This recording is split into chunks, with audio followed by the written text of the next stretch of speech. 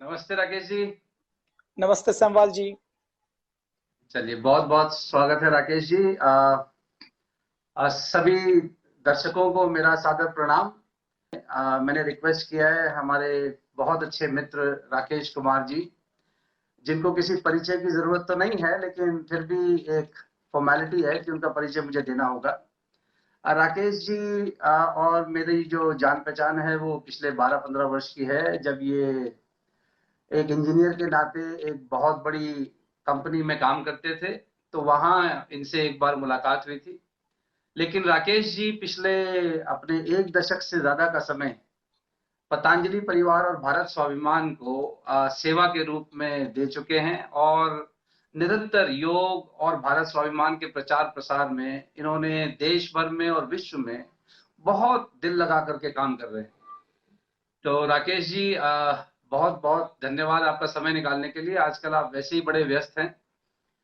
अ, आज का ये जो कार्यक्रम है कि भारत की विश्व को दे, इसका जो मेरे दिमाग में जो विचार आया था, ये तब आया था राकेश जी कि देखिए, आज की तारीख में जैसे मेरे घर में मेरा बेटा है जिसकी उम्र 20 साल है, मेरी बिटिया है 15 साल की है। मेरे जैसे व्यक्ति के घर में भी अगर कोई इनसे पूछ ले कि ये जो हम भारतीय होने पे गर्व करने को कहते हैं, तो ये जो आजकल के ये जो मेरे अंग्रेजी मीडियम में पढ़े हुए मेरे बच्चे हैं, अगर इनसे भी कोई पूछे तो इनको ना वो थोड़ी हिस्ट्री की जानकारी उतनी नहीं है जितनी मैं चाहता हूँ। तो इनको जब कहा जाता है कि भारतीय होने पे गर्व करें, तो वो कहते हैं आपके तो देश का नाम भी इंडिया जो है किसी और ने दिया है, और आपकी जो भाषा है, राष्ट्रीय भाषा आपकी कहीं चलती नहीं है, आपकी भाषा में डॉक्टर नहीं बन सकते, आपकी भाषा में इंजीनियर नहीं बन सकते। तो ये इस तरीके के ना साहब तर्क देते हैं। तो मैंने सोचा कि आप जैसा कि जानते हैं कि पिता जितना समझाए वो तो कम समझाया जा सकता है, पर मैंने कहा आज इनको जरा, ऐसे बहुत से बच्चे होंगे जिनको अपने गौरवशाली इतिहास के बारे में वो जानकारी नहीं है जो उनको होनी चाहिए। तो इसलिए आज आपको कष्ट दिया है राकेश जी। तो मेरा पहला आपसे निवेदन ये है कि आप जरा हम सब व्यूअर्स को बताएं कि हमारे जो ये गौरवशाली देश है, एक तो इसका इतिहास, ये 1947 से नहीं शुरू हुआ, ये लोगों को समझाइए। हम कब से हैं और हमने इस विश्व को क्या क्या दिया है जिस पर एक भारतीय होने के नाते हम गर्व कर सकते हैं। जी राकेश जी। जी, नमस्ते सुरेश जी।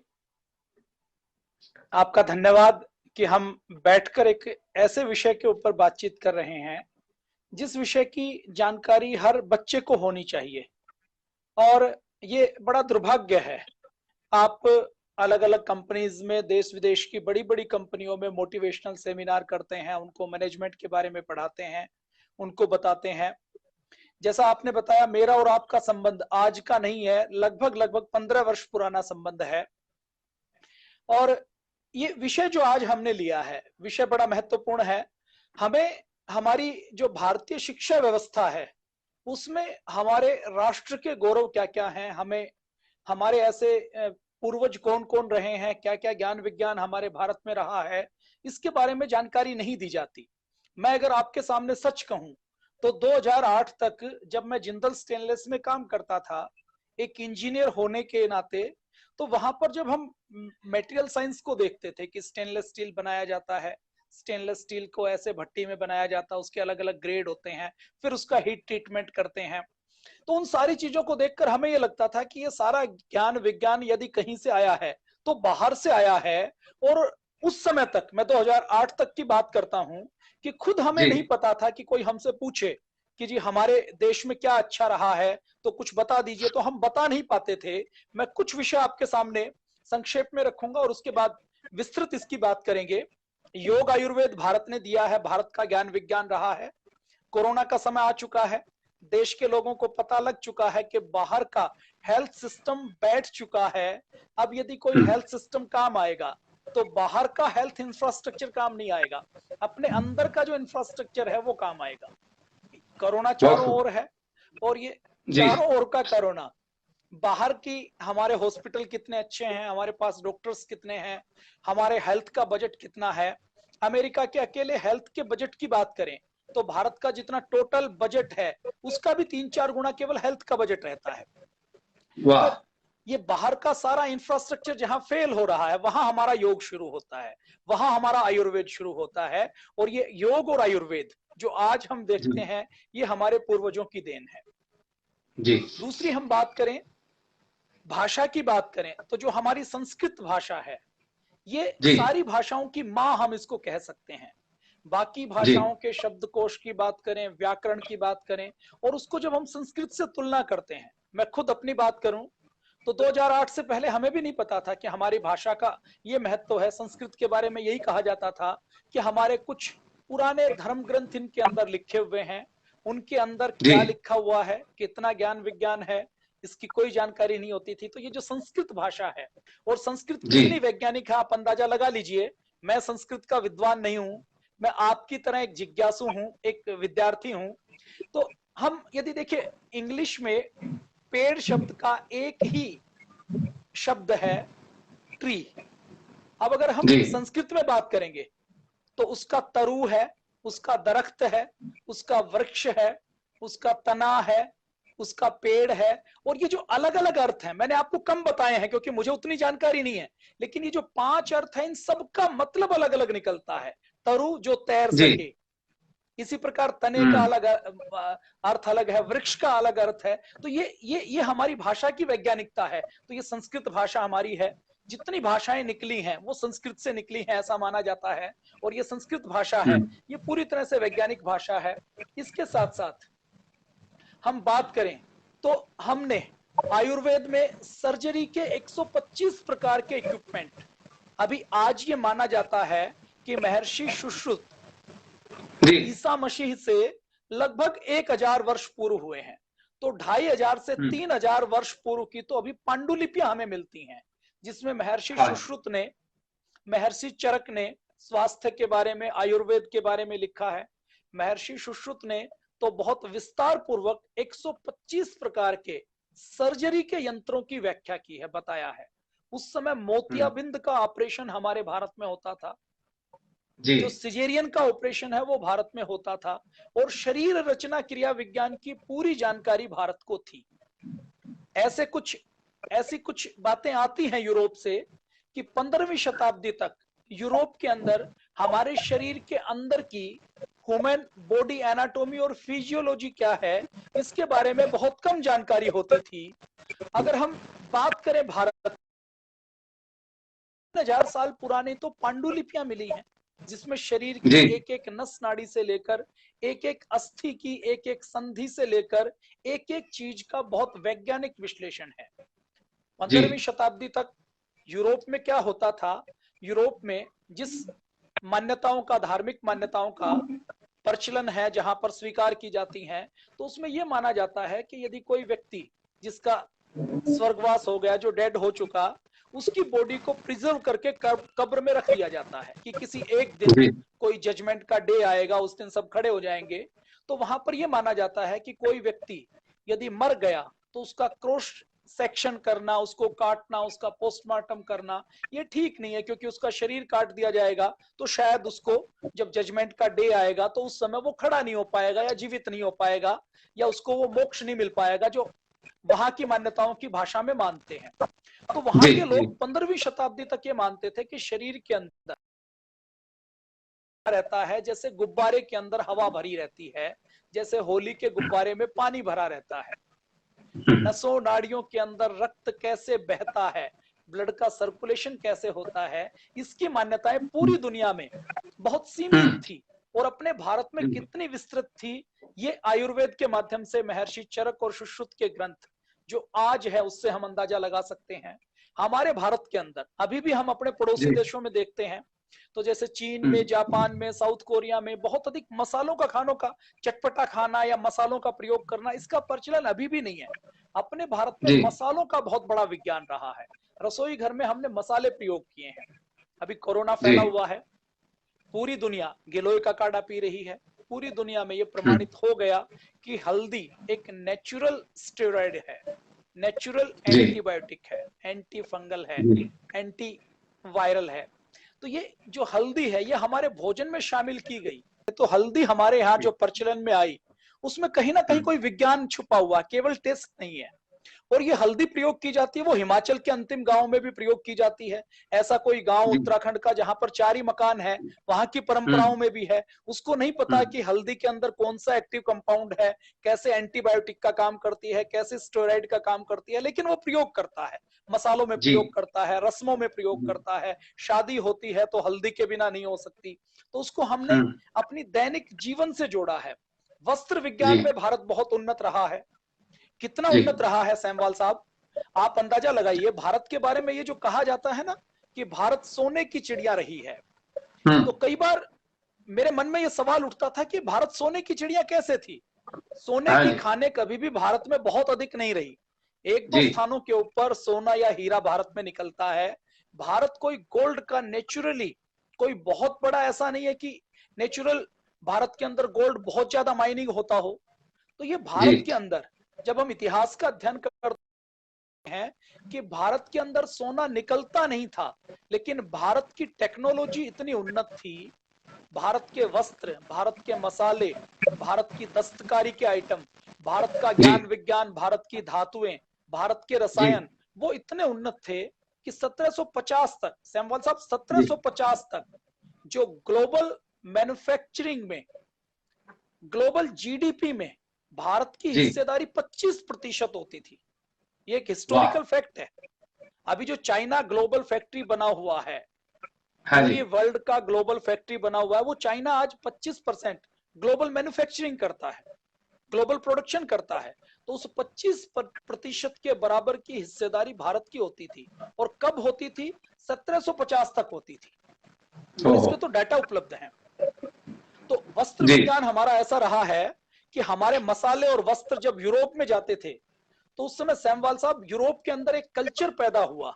वो कल्चर क्या पैदा हुआ 14वीं 15वीं शताब्दी में, कि कोई यूरोप का जो अमीर व्यक्ति है, उसकी अमीरी की पहचान किससे होती थी? वो अमीर व्यक्ति अपने घर के ड्राइंग रूम में, जैसे हम कोई सोने चांदी की चीजें सजाते हैं ना, कि हम अमीर व्यक्ति हैं तो हम कोई गोल्ड का शो पीस रखेंगे, हम अपनी ज्वेलरी को दिखाएंगे। तो यूरोप के अमीर व्यक्ति अपने घर के ड्राइंग रूम के मर्तबान में, कांच के पारदर्शी मर्तबान के अंदर दालचीनी रखते थे, काली मिर्च रखते थे, और ये शो करते थे कि उस समय किसी के पास दालचीनी मर्तबान में होना, भारत के मसाले होना, इसका मतलब बहुत धनी होना है। और कैसे होना है कि भारत के जो मसाले जाते थे, तो मसाले जो वहां पर बेचे जाते थे वो किसी किलो के हिसाब से नहीं बेचे जाते थे, उनको बार्टर सिस्टम के तहत तराजू के एक पलड़े में हमारे कपड़े, हमारे मसाले रखे जाते थे, और दूसरे कपड़े में सीधे सीधे सोना चांदी हीरे जवाहरात रखे जाते थे। और भारत से जो मसाले, जो कपड़े जाते थे, उसके बदले में विदेशों से सोना चांदी भारत के अंदर आता थे। और कई हिस्टोरियन ने ये लिखा है, अंग्रेज इतिहासकारों के पुस्तकों के साक्ष्य हैं, पूरे प्रमाण हैं, पूरे एविडेंस हैं, कोई भी पढ़ सकता है। वो ये कहते हैं कि भारत उस समय पूरी दुनिया के गड्ढे की तरह था, पूरी दुनिया का सोना चांदी बहकर भारत आता था। इतना अद्भुत ज्ञान विज्ञान भारत का रहा है। वस्त्र विज्ञान भारत का रहा है। स्टील बनाने की टेक्नोलॉजी, धातु विज्ञान, रसायन विज्ञान भारत का बहुत उन्नत रहा है। भारत अग्रणी रहा है। हमारे डॉक्टर प्रफुल्ल चंद्र राय रहे हैं। डॉक्टर प्रफुल्ल चंद्र राय, जिनको भारत की जो फार्मा इंडस्ट्री है, आज जो भारत ग्लोबली अगर आज देखा जाए तो एक एरिया ऐसा है फार्मा का, दवाइयों का, जिसमें भारत को बहुत बहुत अच्छी पोजीशन प्राप्त है। यूएसए के अंदर भी लोग दवाई खाएंगे तो भारत की बनी हुई दवाई खाते हैं। अफ्रीकन सारे देशों के अंदर भारत की बनी हुई दवाई दे जाती हैं। मतलब दवा मैन्युफैक्चरिंग में भारत अभी भी टॉप 5 में आता है। तो ये फार्मा इंडस्ट्री की नींव डालने का काम डॉक्टर प्रफुल्ल चंद्र राय जी ने किया था। बंगाल फार्मा की स्थापना 1902 में अपने घर में की थी। वो ये कहते हैं कि नागार्जुन ने और भारत के रसायन शास्त्रियों ने जो रसायन विज्ञान के ऊपर, धातु विज्ञान के ऊपर शोध किया है, वो हर भारतीय के लिए गर्व और गौरव करने का विषय है कि भारत के अंदर बहुत उन्नत विज्ञान था कि जिंक के ओर से आयरन को, गोल्ड को, सिल्वर को कैसे हम एक्सट्रैक्ट कर सकते हैं। ये ज्ञान विज्ञान की टेक्नोलॉजी भारत में बहुत पहले से थी। इसके साथ साथ हम बात करें तो बर्फ बनाने की टेक्नोलॉजी, जी आइस बनाने की टेक्नोलॉजी, ये जी भारत ने पूरी दुनिया को दी है। हम अगर बात करें तो खेती करने का तरीका, एक जी। पंक्ति के अंदर खेती करना, हाँ जी। अलग अलग फसलों की खेती करना, बुआई का हम्म समय क्या होना चाहिए, कटाई का समय क्या होना चाहिए, खेती को हम्म कैसे व्यवस्थित तरीके से की जा सकती है, ये तकनीक देने का काम भारत ने पूरे विश्व को किया है। जी 16वीं 17वीं शताब्दी में जब अंग्रेज आए, तो अंग्रेज उस समय जो भारत के अंदर हल प्रयोग होते थे, वो भारत के हल बहुत उन्नत क्वालिटी के होते थे। अंग्रेज भारत से कृषि के यंत्र लेकर गए हैं ताकि वो अपने यहाँ की कृषि व्यवस्था को और उन्नत कर सके। हमारे यहाँ तो महाभारत में हम पढ़ते हैं कि हमारे जो योगेश्वर भगवान श्री कृष्ण जी के बड़े भाई थे बलराम जी, वो अपने जी पास जी हल रखते थे। तो ये हल जी से खेती करना, एक पंक्ति के अंदर खेती करना, एक गैप के ऊपर बीज को डालना, ये जी। बहुत बड़ा विज्ञान है। ये कृषि का विज्ञान वेदों के समय से हमारे भारत के अंदर रहा है।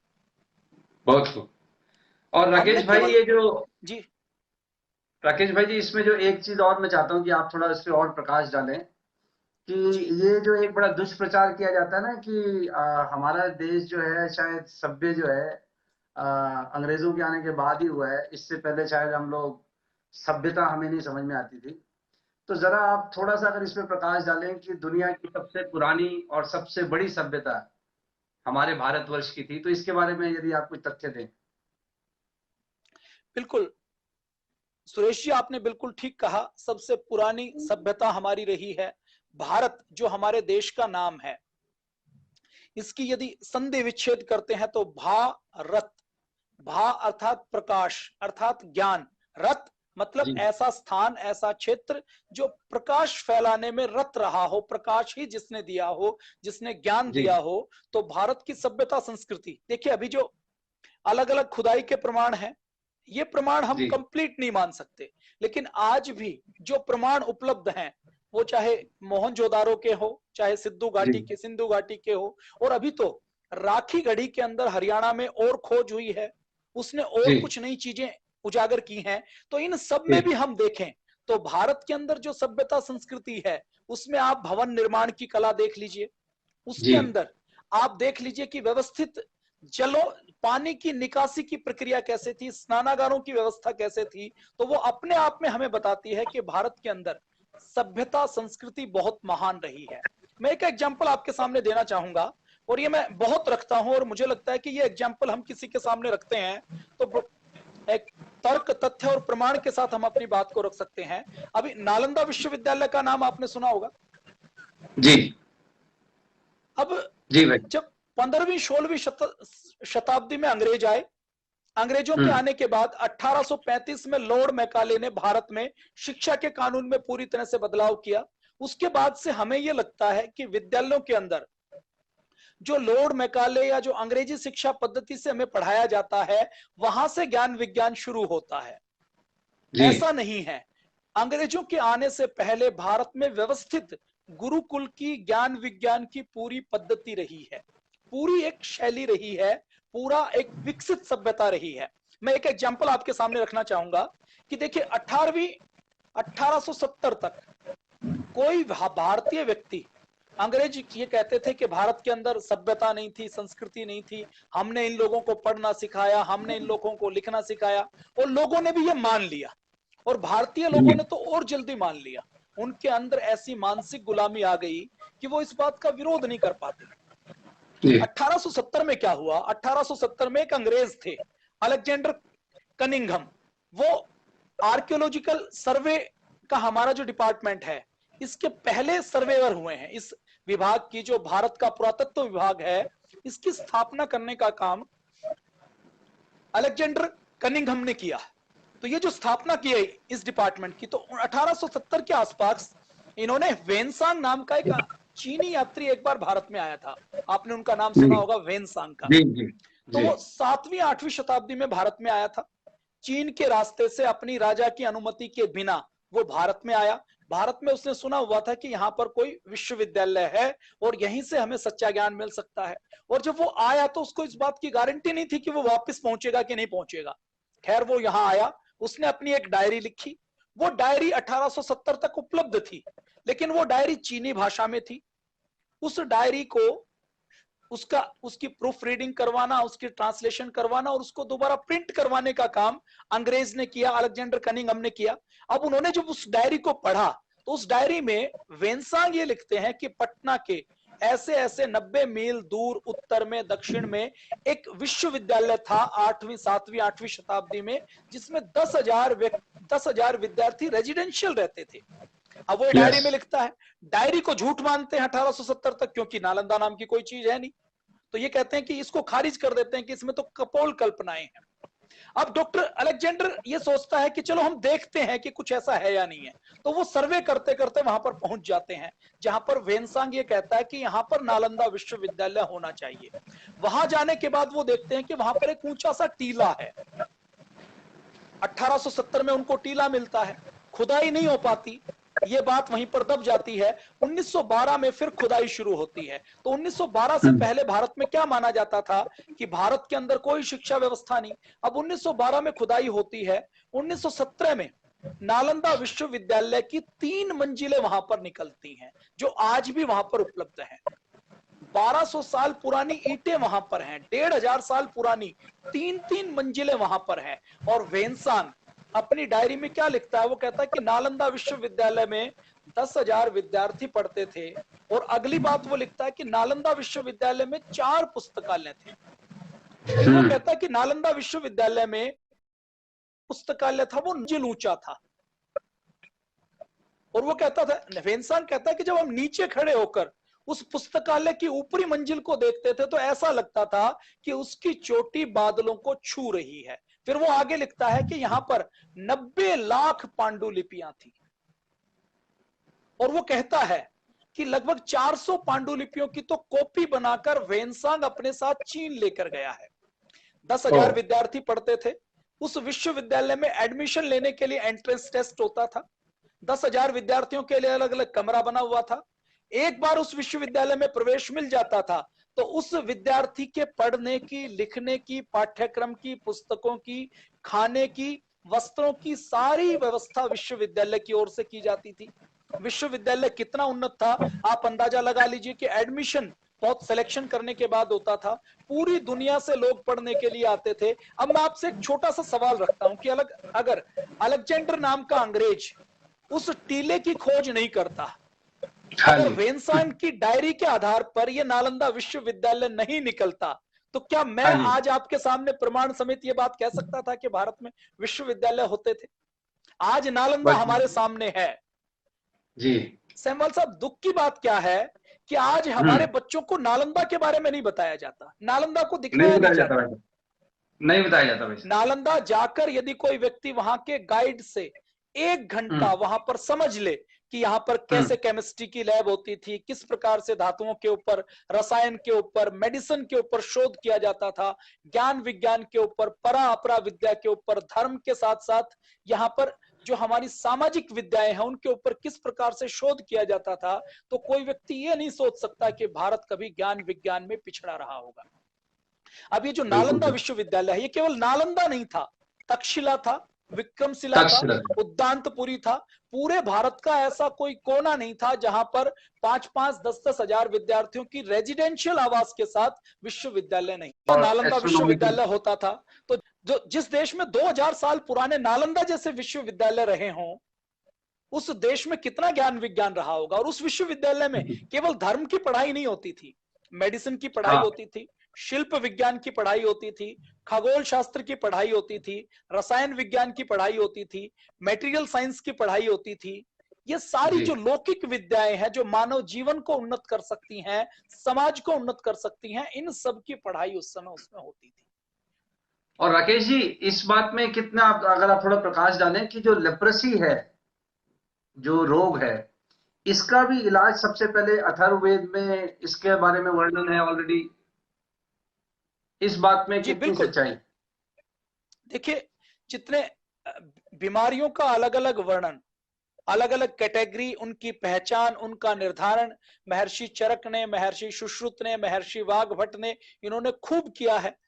बीमारियों की पहचान, वो चाहे टीबी हो, वो चाहे कोढ़ की बीमारी हो, चाहे दूसरी कोई संक्रामक बीमारी हो, या जो लाइफस्टाइल से संबंधित बीमारी हो, जैसे डायबिटीज।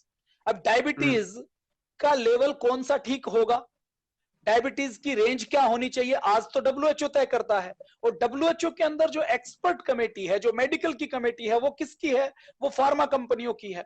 वो एक्सपर्ट कमेटी कहेगी कि 140 से ऊपर डायबिटीज यदि आपकी रेंज में है तो आप डायबिटिक हैं, तो आप दवाई खानी शुरू कर देंगे। मान लीजिए उन्होंने अपनी कैटेगरी को चेंज कर दिया, 120 कर दिया, तो 120 में हम डायबिटिक हो जाएंगे। उन्होंने थोड़ा सा और कम कर दिया, उन्होंने एक टर्म लगा दी कि प्री डायबिटिक, तो 100 में हम डायबिटिक हो जाएंगे।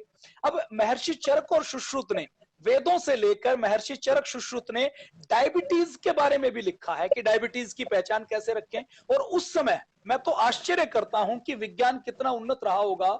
उस समय महर्षि सुश्रुत और महर्षि चरक डायबिटीज के व्यक्ति को क्या उपचार करना चाहिए इसके बारे में लिखते हैं। वो कहते हैं औषधि का सेवन तो बाद में करें, डायबिटीज के व्यक्ति को पहले कम से कम 4 से 5 कोस, क्योंकि उस समय यूनिट कोस में बोली जाती थी, जो 2-2.5 किलोमीटर के आसपास का, एक आप मान लीजिए मील के आसपास का, तो उसको 5 कोस रोज चलना चाहिए। ये उन्होंने 2000 साल पहले बताया है, जो वैज्ञानिक आज बताना शुरू किए हैं। तो वायरस की खोज और इनकी अलग अलग बीमारियों की खोज, इसके बारे में हमारे पुराने शास्त्रों के अंदर बहुत गहराई से लिखा हुआ है। चेचक का जो टीका है सेमवाल साहब, चेचक का टीका, जो चेचक की बीमारी फैलती है, उसके बाद ये खोज हुई कि चेचक के रोग से जो पीड़ित व्यक्ति है उसका थोड़ा सा मवाद ले लिया जाए, उसका पस ले लिया जाए, या उसका वायरस ले लिया जाए जो हल्की क्वालिटी का है। उस वायरस को यदि सीमित मात्रा में बॉडी में इंजेक्ट कर दिया जाए तो बॉडी के अंदर ही उसके लिए रेजिस्टेंस पावर डेवलप हो जाएगी। ये सारे वैक्सीनेशन का सिद्धांत है। अपने भारत के अंदर अंग्रेजों के साक्ष्य उपलब्ध हैं कि अपने भारत के अंदर अंग्रेजों के आने से पहले रोगी व्यक्ति की थोड़ी सी मवाद लेकर उसको स्वस्थ व्यक्ति को लगाया जाता था, उसको हल्का बुखार आता था और फिर उसको जीवन में कभी चेचक नहीं होती थी। तो ऐसे प्रमाण अपने यहाँ हैं, और ये प्रमाण में पिछले 400-500 जिनके एविडेंस उपलब्ध हैं उनकी मैं बात करता हूं। हमारे वेदों के अंदर क्या लिखा हुआ है उसकी मैं बात करूंगा, तो उसकी आपकी मेरी आस्था हो सकती है, लेकिन बाहर का कोई व्यक्ति कह सकता है कि हम तो ये कितने पुराने हैं इसके बारे में नहीं जानते, इनको हम स्वीकार नहीं करते। मैं तो उस एविडेंस की बात करता हूं जो आज हमारे पास उपलब्ध है। जी जी बिल्कुल सही है, आप बिल्कुल ठीक कह रहे हैं कि हमें उन्हीं चीजों के बारे में बात करनी चाहिए जो फिलहाल साइंस की दृष्टि से और अन्य मानकों पर सही साबित हो चुके हैं। जैसे जब मैं गूगल कर रहा था तो मुझे पता चला भास्कराचार्य साहब ने, उन्होंने सबसे पहले विश्व में बताया था कि ये जो धरती सूर्य के चारों ओर चक्कर लगाती है उसमें टोटल समय कितना लगता है, ये भास्कराचार्य जी ने विश्व को बताया। फिर उसके बाद कितनी सारी खोज की गई होंगी जिससे बहुत मदद मिली होगी। सारी दुनिया जानती है जीरो विश्व को भारत की देन है, दशमलव भारत की देन है, कैलकुलस भारत की देन है, ट्रिग्नोमेट्री में बहुत सी चीजें भारत की देन है। तो शिक्षा के क्षेत्र में भारत की देन जैसे कि आपने बताया अभी बहुत है, मेडिकल साइंस में तो खैर है ही, सभ्यता के तौर पर, और जैसा कि आपने तक्षशिला और नालंदा के बारे में बताया है कि 10,000 स्टूडेंट उस समय में जब लोग जंगलों में रहते थे, कबीलों में रहते थे, बाकी विश्व में, वहां 10,000 लोग एक जगह पर रेजिडेंशियल बैठकर पढ़ रहे हैं। तो इससे पता चलता है कि विश्व को भारत की बहुत बड़ी देन है। और मैं तो एक वो बड़ा हैरानी वाला तथ्य पढ़ रहा था साहब कि शैम्पू जो ये वर्ड है, ये भी एक वर्ड से आया है जिसको पहले चंपू कहते थे भारतवर्ष में, और ये जो सर पे लगाने वाले किसी तेल का कुछ था और उसके बाद से फिर ये शैम्पू बना है। यदि आप इसके बारे में आपने कुछ जानकारी ली हो राकेश जी कि ये भी भारत की देन है। सेमवाल साहब, वो सभ्यता संस्कृति श्रृंगार के बारे में चिंतन कर सकती है, कला के बारे में चिंतन कर सकती है, संगीत के बारे में चिंतन कर सकती है, मन के बारे में चिंतन कर सकती है, जो रोटी कपड़ा मकान की आवश्यकताओं से ऊपर उठ गई हो। आप अपने ट्रेनिंग प्रोग्राम में बार बार बताते हैं कि हमारी पहली आवश्यकता रोटी की है, फिर कपड़े की है, फिर उसके बाद छत की है, और ये 3 आवश्यकताएं पूर्ति होती है तो उसके बाद फिर हमें यह होता है कि थोड़ा सा सम्मान मिल जाए समाज में, और जब वो सम्मान की चाहत भी पूरी हो जाए, धन वैभव संपत्ति सब कुछ आ जाए, तो उसके बाद व्यक्ति ये सवाल अपने आप से करता है कि मैं कौन हूं, मैं कहां से आया हूं, मुझे कहां जाना है। तो हमने तो हजारों साल पहले इसके ऊपर चिंतन किया है। तो ये कला संस्कृति के बारे में, केस विन्यास के बारे में, और तो और जो आज वर्जित विषय जिसको माना जाता है, हम अगर ये बात करें कि यौन संबंध क्या होते हैं, काम शास्त्र क्या होता है, उसके बारे में भी बहुत डिटेल में भारत में एक तरफ तो हमें यह सिखाया जाता है कि मर्यादा में रहना है, लेकिन दूसरी तरफ उस विज्ञान के बारे में भी चर्चा की है। हमारे मंदिरों के अंदर भी उस विज्ञान की शिक्षा दीक्षा दी है कि हमें सन्यास का भी पालन करना है, लेकिन साथ साथ गृहस्थ का पालन करना है, तो उसका भी हमें अच्छे से पालन करना है। तो हमारे भारत में चाहे वो केश कला हो, चाहे वो वस्त्र विज्ञान हो, चाहे वो स्वच्छता का विज्ञान हो, वो बहुत उन्नत रहा है। उपदन की प्रथा रही है, शैम्पू की प्रथा रही है, साफ सफाई की प्रथा रही है। तो बिल्कुल शैम्पू भारत ने दिया है, इसमें कोई दो राय नहीं है। रीठा शिकाकाई तो सैमवाल साहब हमारी माता जी के जमाने में अभी 25 साल पहले तक प्रयोग होता था, ये अभी 30-35 सालों से ये शैम्पू पैकेट के अंदर और पाउच के अंदर आए हैं। और बिल्कुल सही कह रहे हैं। और राकेश जी, दुनिया को शतरंज का खेल क्या ये भारत ने दिया है? गूगल करो तो वैसे हमारे नाम से ही आ रहा है कि चेस दुनिया को भारत ने दिया है। नहीं, बिल्कुल देखिए, कुश्ती, कबड्डी ये भारत ने दिए हैं, शतरंज हमने दिया है, सांप सीढ़ी भी हमने दी है, जो चौसर है वो हमने दिया है। महाभारत के अंदर तो आप खेल के बारे में आते हैं, आपको पता है कि कौरव और पांडवों के बीच में खेल खेला गया, जुआ खेला गया। तो ये मनोरंजन के साधन कौन सी सभ्यता करेगी? वो वही करेगी जिसके पास खाली समय होगा। जिसके पास खाली समय होगा वही मस्तिष्क के खेल खेल सकती है। और एक तरीके से शतरंज को आप देखते हैं तो शतरंज एक तरीके से युद्ध कौशल का खेल है, एक तरीके से रणनीति के विज्ञान का खेल है। शतरंज वो खेल है जो जिसमें ये माना जाता है, आज भी माना जाता है कि जिसमें बहुत उच्च स्तर पर मस्तिष्क का प्रयोग होता है। आगे 50 चाल कितनी मुंह हम सोच सकते हैं, वही प्लेयर उसमें जीतता है। जी, वो मैं पढ़ रहा था कि ये 6th सेंचुरी में था और इसका नाम तब था चतुरंगा जी, तब इसको इस नाम से जाना जाता था। और बटन जी, ये जो बटन हमने लगा रखे हैं, ये बटन भी विश्व को भारत की देन है जी। ये जो सी शेल से पहले बनाए जाते थे कहते हैं, और तो दुनिया को बटन लगा करके कपड़े पहनना भी भारतवर्ष की देन है। तो और लूडो आपने कह ही दिया, इसका नाम पहले मोक्षपट कहते थे, मोक्षपट, जिसमें सांप सीढ़ी वाला खेल खेला जाता था। तो लूडो हो, चेस हो, बटन हो, शैम्पू हो, पढ़ाई लिखाई हो, यहाँ तक कि काम शास्त्र हो, या अब वेदों की तो खैर हम चर्चा नहीं कर रहे, नहीं तो माहौल धार्मिक हो जाएगा। अब मैं नाम नहीं ले सकता जी, कुछ लोग बड़ी साइकोलॉजी और साइकाट्रिस्ट समझाते हैं, और जब अपना खुद का सॉफ्टवेयर थोड़ा इधर उधर होता है तो इमीडिएटली हरिद्वार ऋषिकेश पहुंच जाते हैं। और अगर आप देखें, आप तो हरिद्वार में रहते हैं नजदीक में, भारत से ज्यादा विश्व के लोग ऋषिकेश और हरिद्वार में आकर मन की शांति ढूंढ रहे हैं, क्योंकि आध्यात्म तो दुनिया को, विश्व को जो असली जो स्ट्रेस मैनेजमेंट है वो तो भारत की देन है, जिसको आई एम श्योर अब धीरे धीरे जैसे जैसे ये समय तेज आगे आएगा, दुनिया को और इसके महत्व के बारे में पता चलेगा। हम पहले तो ये होता था कि हमारे यहाँ के ये जो आध्यात्मिक गुरु होते थे, ये लोग बाहर जाते थे और फिर बड़े बड़े इनके आश्रम हो जाते थे, फॉलोअर्स हो जाते थे। लेकिन अब मैंने देखा है कि अब रिवर्स ट्रेंड भी शुरू हो गया कि अब वो लोग अब भारत आ रहे हैं। तो इसके बारे में यदि कोई और तथ्य आप देना चाहें। जी, देखिए, नाम भी आप ले सकते हैं, चाहे एप्पल के सीईओ हो, चाहे बड़ी बड़ी कंपनियों के सीईओ हो, उनको जब वो डिप्रेस हो जाते हैं, निराश हो जाते हैं, तो उनको आना भारत की शरण में पड़ता है। आज मेडिटेशन कौन नहीं कर रहा? हॉलीवुड का जो बड़े से बड़ा स्टार है वो मेडिटेशन में रास्ता निकाल रहा है। और मैं योग की बात करूं, परम पूज्य स्वामी रामदेव जी महाराज ने योग को जन जन तक पहुंचाया, घर घर तक पहुंचाया। और योग जो आज लोग कर रहे हैं, जो आप और हम योग करते हैं, जो पूरी दुनिया योग कर रही है, पूज्य स्वामी जी महाराज ने अभी वो पार्ट तो खोला नहीं है।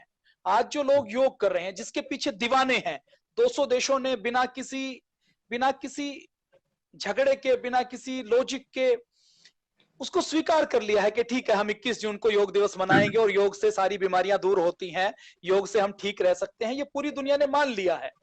ये योग का सैमवाल साहब केवल 10% है। पूज्य स्वामी जी महाराज बार बार कहते हैं, वो कहते हैं कि जैसे हम गन्ने की फसल कोई किसान बोता है, तो गन्ने की फसल किसान गन्ने के छिलके के लिए बोता है क्या, या गन्ने के जूस के लिए बोता है, मिठास के लिए? जी। अब आप कल्पना करके देखिए कि किसी किसान ने गन्ने की फसल बोई, उसने उसका जूस निकाला, और उसकी मिठास किसी और को दे दी, मिठास को फेंक दिया और केवल जो उसकी भूसी बचती है उसको लेकर वो खुश हो जाए। तो अभी जो योग कर रहे हैं वो केवल भूसी है, जो असली ओ, मिठास है उसके बारे में तो लोगों ने अभी चर्चा नहीं की है। ये जो आसन और प्राणायाम है ये तो केवल 10% है। पूज्य स्वामी जी महाराज कहते हैं हमारा जो अष्टांग योग है, जो यम नियम का पालन करना है, अगर कोई व्यक्ति उसका आंशिक भी पालन करता है तो वो अपने जीवन को बहुत सुखी बना सकता है। जी जी। और मेरे ख्याल से एक चीज जो हमारे सब दर्शक मानेंगे कि जो सबसे बड़ी देन जो विश्व को भारत की है, वो संपूर्ण मानवता को एक दृष्टि से देखने की, जो वसुधैव कुटुंबकम की जो हमारी फिलॉसफी रही है, जहां हमने कभी किसी से रंग, धर्म और जाति के विषय पर कभी भेदभाव नहीं किया है।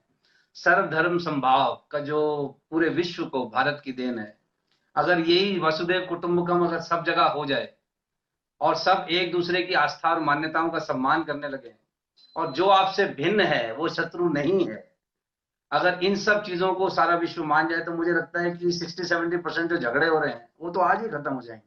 सहमत साहब, ये जितने साइकोलॉजिस्ट हैं जो फ्रायड से लेकर उन सबका सम्मान करते हैं, लेकिन मैं ये कहूं कि उनका चिंतन कैसा है। जैसे घर में मेरा 5 साल का बेटा है, वो कुछ ब्लॉक्स को जोड़ के घर बना लेता है तो वो उसी को दुनिया समझता है। जी उसको ये लगता है कि मैंने बहुत बड़ी क्रिएशन बना ली है। जी और जी अगर हम ये साइकोलॉजी की बात करें, जो आज की बात करें, तो ये महर्षि पतंजलि के सामने बहुत बोनी लगती है। महर्षि पतंजलि ने यम नियम के रूप में, केवल यम नियम, मैं योग दर्शन के अंदर 195 सूत्र हैं, मैं 195 सूत्र की बात नहीं करता, केवल 2 सूत्र यम और नियम के यदि पूरी दुनिया पकड़ लेती है तो उनकी धार्मिक मान्यताओं में कोई संघर्ष नहीं होगा। महर्षि जी पतंजलि के ये नियम ऐसे हैं जिसको आज जो अपने आप को हिंदू, मुस्लिम, सिख, ईसाई, जैन, बौद्ध कुछ भी कहें, हम अपनी किसी भी पूजा पाठ की पद्धति को माने, मूल रूप से तो सभी इंसान है। तो महर्षि पतंजलि के यम नियम का यदि हम पालन करते हैं तो मैं कहता हूं दुनिया के किसी भी संविधान की आवश्यकता नहीं है। सारे देशों के संविधान को उठाकर हम बंद कर दें ताले के भीतर, और देश अलग अलग दुनिया के नागरिकों को केवल हम सिखा दें कि हम अपने व्यक्तिगत जीवन में, सामाजिक जीवन में यम नियम का पालन करें, तो कोई संघर्ष नहीं हो सकता, कोई जी अशांति नहीं हो सकती, कोई व्यक्ति आतंकवादी नहीं हो सकता, कोई क्राइम हो ही नहीं सकता। जी। तो बहुत ये खूब। इतना अद्भुत विज्ञान हमारा है। और हम इस पर कोई ये नहीं कहते कि कोई इसको पढ़ नहीं सकता, कोई इसको शेयर नहीं कर सकता, हम इसको खुले रूप से चाहते हैं कि दुनिया इसका इस्तेमाल करे। तो आज के कार्यक्रम में हमारे पास राकेश जी इतना ही समय आपका हमने मांगा था, तो आपके समय के लिए बहुत बहुत धन्यवाद। और अंत में मैं सभी दर्शकों से यही कहना चाहूंगा कि देखिए, आप लोगों ने ना अपने घरों में जब आपके बच्चे छोटे थे या जिनके घरों में छोटे बच्चे हैं, आपने खिलौना देखा होगा, उसको कहते थे हिट मी। हिट मी खिलौना अगर आपने देखा हो, उसकी नाक पर बना होता है हिट मी। लेकिन आप बच्चा उसको जितना मर्जी हिट करता है पर वो खिलौना गिरता नहीं, और वो बार बार दोबारा से खुद खड़ा हो जाता है। तो उसमें विज्ञान का नियम जो है वो ये है कि उसका जो बेस है वो हैवी है, और जो उसका हेड है वो हल्का है। तो उसको जितना मर्जी आप धक्का दें, वो क्योंकि उसका बेस हैवी है वो दोबारा से खड़ा हो जाता है। इसी तरह ये जब हम आज देख रहे हैं कि लोग मानसिक तनाव से गुजर रहे हैं, एक 16 साल की लड़की जो टिकटॉक पर थी, जो लाख रुपए महीना कमा रही है 16 साल की उम्र में, वो आत्महत्या कर रही है। जिन लोगों के बैंक में करोड़ों रुपए हैं, जिनके इंस्टाग्राम पे 10 लाख फॉलोअर्स हैं, वो एकाकी अनुभव कर रहे हैं और इस दुनिया से जाने का फैसला कर रहे हैं। ऐसे समय में मुझे लगता है कि ये जो हम अपनी जो बेसिक जो हमारा ज्ञान है, जो हमारा जो आधार था, जो हैवी सब्सटेंस हमारे पास है भारतीय होने के नाते, अगर हम उसका धारण नहीं करेंगे और यहाँ पर सिर्फ अपने आप को मैं, मेरा और अपने आप को बहुत समझेंगे, तो फिर छोटा सा भी चोट से दोबारा फिर खड़े होना बड़ा मुश्किल है। तो जो समाज अपने इतिहास का जानकारी रखे, अपने अपने कल्चर का ध्यान रखे, अपने संस्कारों का ध्यान रखे, और उसको यदि अपने दिन प्रतिदिन में, मैं कह रहा हूं 100% नहीं, लेकिन कम से कम 10% अगर उसका पालन करे, तो हम बहुत सी बुराइयों से बच सकते हैं और बहुत से अननेसेसरी तनाव को दूर रखा जा सकता है, और खासकर हम जिनके पास ये ऑलरेडी उपलब्ध है। तो यही राकेश जी हमसे कहना चाह रहे हैं। और राकेश जी, मैं भी अपनी तरफ से यही कह सकता हूँ कि जो भी 2-4% मैं इसका इस्तेमाल करता हूँ उसका बहुत लाभ होता है। आप अभी कह रहे हो, मैं तो 12-13 कपालभाति करके मेरे को समझ नहीं आता कि इस ऊर्जा का करूं क्या जो इकट्ठी हो जाती है। और आप अभी बता रहे हो वो सिर्फ अभी 10% है, 90% अभी और है। तो चलिए, तो हमारे पास बहुत काम है। अभी लॉकडाउन में हम लोग फंसे हैं। ईश्वर से हमारी प्रार्थना है जी, कोरोनिल को भारत सरकार इमीडिएटली हम तक उपलब्ध कराए। और अगर ना भी कराए साहब, हमें पता चल गया है तुलसी, गिलोय और अश्वगंधा, अश्वगंधा। इनका मिक्स करके हमने खाना है साहब। तो रामदेव जी का बहुत बहुत धन्यवाद इस चीज के लिए। हम सब अपना ध्यान रखेंगे, और ऊपर वाले की इच्छा होगी जी तो मैं आपको दोबारा कष्ट दूंगा 10-15 दिन में, कि एक बार और हमें कुछ और तथ्यों की जानकारी दें, ताकि हम अपने स्वाभिमान को बरकरार रखें और एक स्वाभिमानी भारत का निर्माण करें। तो इसके साथ आपका बहुत बहुत धन्यवाद राकेश जी। धन्यवाद। जय हिंद। धन्यवाद। धन्यवाद सुरेश जी।